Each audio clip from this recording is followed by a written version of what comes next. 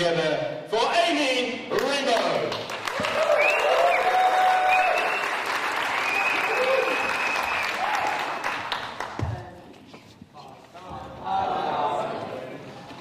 Just looking at you for a moment, because I was right. You really are beautiful.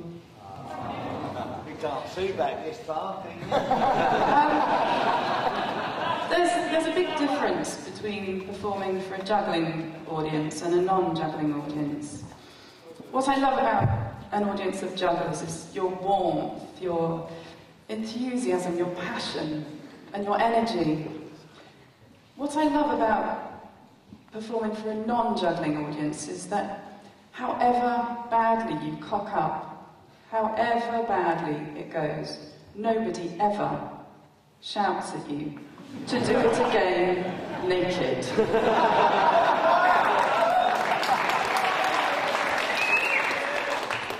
I have a very special poem for you this evening. This poem is it's a cautionary tale, and it relates to the hazardous pursuit of juggling. And I would like to dedicate this to every single one of you, but especially that nice Frenchman with the 3 planks. And the sliding clubs and the rather nice accent. This poem is called Playing with Fire. I have a friend whose eldest son took up a hobby just for fun. He started juggling with 3 balls, but found no challenge there at all.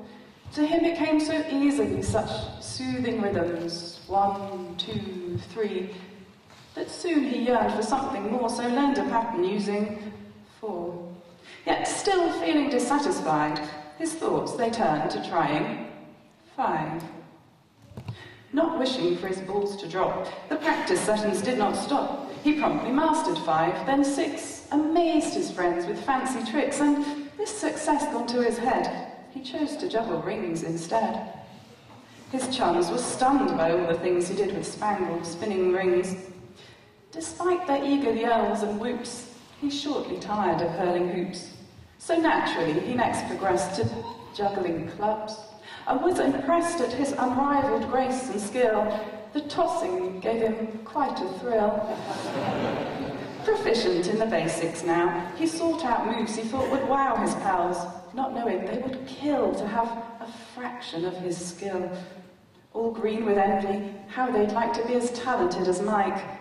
For Michael was this young man's name, his dad and granddad called the same. Under the leg, behind the back, however hard he'd get the knack. But soon he felt like aiming higher, so took to juggling clubs of fire. Then, for the ultimate in kicks, he lit not 4, not 5, but 6, and hurled them high into the air, so passers-by would stop and stare, entranced at such a sight to see, enthralled by his dexterity. Adept at throwing on the spot, young Mike began to wonder what fresh challenges there were to set. When inspiration struck, he'd get a unicycle. It would feel fantastic cycling on one wheel. Then soon, his sense of balance sound, he juggled as he rode around. Now, once manoeuvring expertly, he thought how awesome it would be to put a show on in the town. He'd have the public gather round. They'd praise his polished, deft routine. He'd be the best they'd ever seen. That Friday evening, after dark, he set out for the busy park.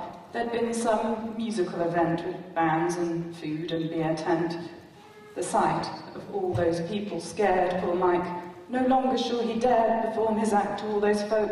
What if they saw him as a joke? And so, afraid his nerve would fail, he quickly quaffed 5 pints of ale. Then, keen to swiftly make a start before his courage could depart, his paraffin-soaked clubs he lit, whilst on his cycle he did sit.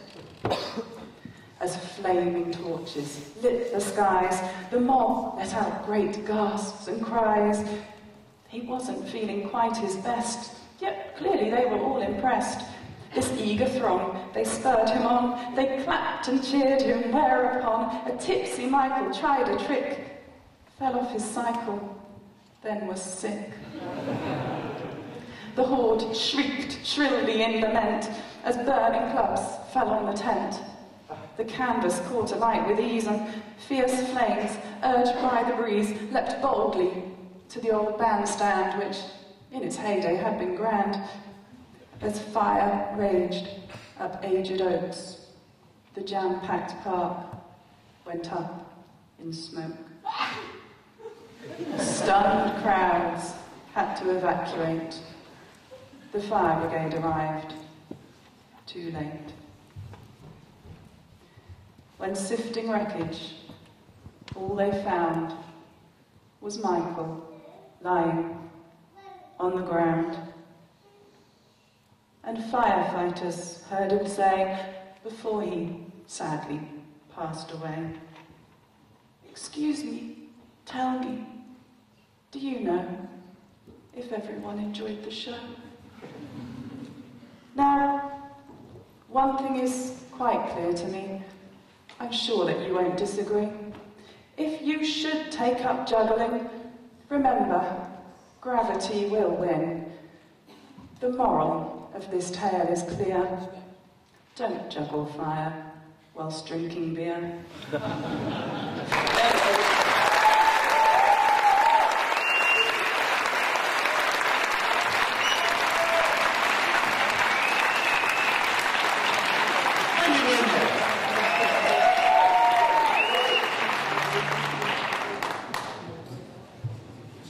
So far, so good? Yeah! Are you enjoying yourself?